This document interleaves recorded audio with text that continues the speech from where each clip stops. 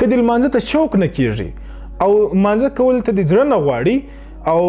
غواړي چې د لمانځه پایبند جوړ سي، لمونځ په پایبندۍ سره وکړي، نو دا د قرآن یو آیات یا وظیفه یا دعا ده ضرور د سره یاد کا او مخته ضرور د سره شیر کا چې عام مسلمانانو ته د فایده او ګټه ورسیږي. نو دا وظیفه د لمانځه کولو څخه مخکې هم وواري ووایه یا 21 واره وای، د لمانځه کولو بعد هم 21 واره وای، ان شاء الله العزیز په زړه ته به د لمانځه کولو شوق او مینه پچته هغه پیدا سي. هغه دعا سکرین باندې هم درته لیکم، رب اجعلني مقيم الصلاة ومن ذريتي ربنا وتقبل دعاء. دغه د لمانځه کولو څخه مخکې بعد کې وایلی سي، ان شاء الله العزیز په زړه کې به د لمانځه کولو مینه او محبت چې پیدا سي.